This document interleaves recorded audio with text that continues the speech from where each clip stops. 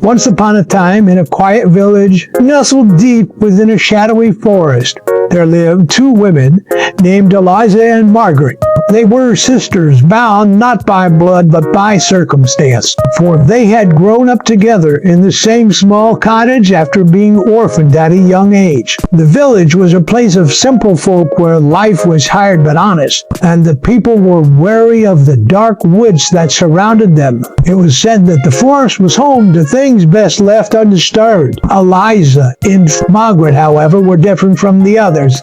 They were curious and restless, always yearning for something more than the humble lives they led. Eliza was a weaver, her hands skilled at creating intricate patterns, while Margaret had a gift for healing, using herbs and potions to ease the ailments of the villagers. But despite their talents, they felt trapped, as if the world owed them more than it had given. One evening, as the sun dipped below the horizon, and the forest grew darker, the sisters sat by the fire, their hearts heavy with discontent. Eliza spoke first, her voice barely above a whisper. "We walk in toil, yet our lives remain unchanged. There must be a way to break free from this endless cycle."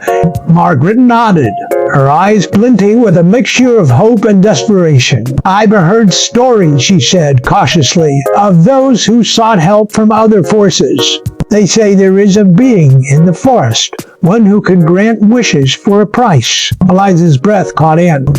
In her throat, she knew of whom Margaret spoke. The villagers whispered of a figure who roamed the woods, a shadowy presence that could offer power and wealth to those brave or foolish enough to seek it. They called it the Dark One, a creature of immense power and cunning.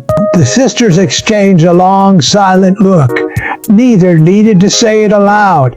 They both knew what they were considering. The idea took root in their minds, growing stronger with each passing moment. By the time the fire had burned down to embers, they had made their decision. The next night, under a moon that hung low and heavy in the sky, Eliza and Margaret ventured into the forest. The trees seemed to close in around them, their branches twisting like skeletal fingers. The air was thick with the scent of damp earth and decaying leaves. They walked for what felt like hours, their footsteps muffled by the soft forest floor, until they reached a clearing, bathed in an eerie silver light. There, standing in the center of the clearing, was a figure cloaked in darkness. Its presence was overwhelming, a force that seemed to press against their very souls. The sisters hesitated, their courage wavering, but the figure spoke, its voice smooth and cold like the touch of winter. "You seek something," it said, not as a question, but as a statement. "What is it you desire?" Eliza stepped forward, her voice trembling. "We want more than this life. We want power, wealth, and freedom from the chains that bind us." The figure tilted its head, its eyes glowing like embers. "And what would you give in return?" Margaret swallowed hard. "What do you want from us?" The figure smiled, a slow, unsettling curve of its lips. "A simple trade, your loyalty, your service, and when the time comes, a small piece of your souls." The sisters hesitated. The price was steep, but the promise of a better life was too tempting to resist. After a moment, they nodded in agreement. The figure extended a hand, and a contract appeared, written in ink that shimmered like liquid night. Eliza and Margaret signed their names, their hands shaking as they did so. The moment the contract was complete, the figure vanished, leaving the sisters alone in the clearing. And first their lives changed for the better. Eliza's weaving became renowned far and wide. Her creations sought after by nobles and merchants alike. Margaret's healing skills grew even more potent, and she was able to cure ailments that had once been thought incurable. They amassed wealth and influence, their cottage replaced by a grand house filled with fine things. But as time passed, they began to notice strange changes. Eliza's hands, once nimble and sure, began to ache with a pain that no medicine could ease. Margaret found herself plagued by nightmares, visions of shadowy figures that whispered terrible things in her ears. The villagers, once grateful for their help, began to avoid them, their eyes filled with fear and suspicion. One night, as the sisters sat in their grand house, the fire crackling in the hearth, they heard a knock at the door. Eliza opened it to find no one there, but on the doorstep lay a single black feather.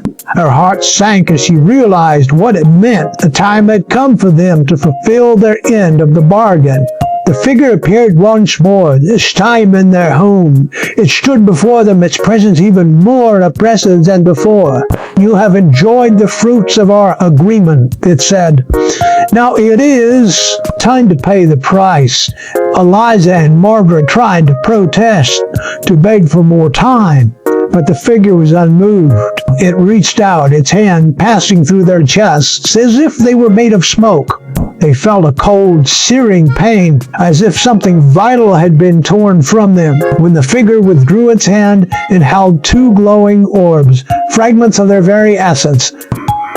The sisters collapsed, their bodies weak and hollow. The figure vanished, leaving them alone once more. In the days that followed, they found their guests had abandoned them. Eliza's hands could no longer weave, and Margaret's potions had lost their potency. The wealth they had accumulated seemed to slip through their fingers, and the villagers shunned them completely. In the end, Eliza and Margaret were left with nothing but the memory of what they had lost. They returned to their old cottage, their lives reduced to shadows of what they had once been. The forest, once a place of mystery and possibility, became a constant reminder of their folly. And though they lived out their days in quiet despair, they never forgot the price they had paid for their fleeting taste of power. The villagers, too, remembered their story, and it became a cautionary tale told to children and fools who dared to dream of making pacts with forces beyond their understanding. For in the end, the sisters learned that some bargains are too costly and some desires too dangerous to pursue.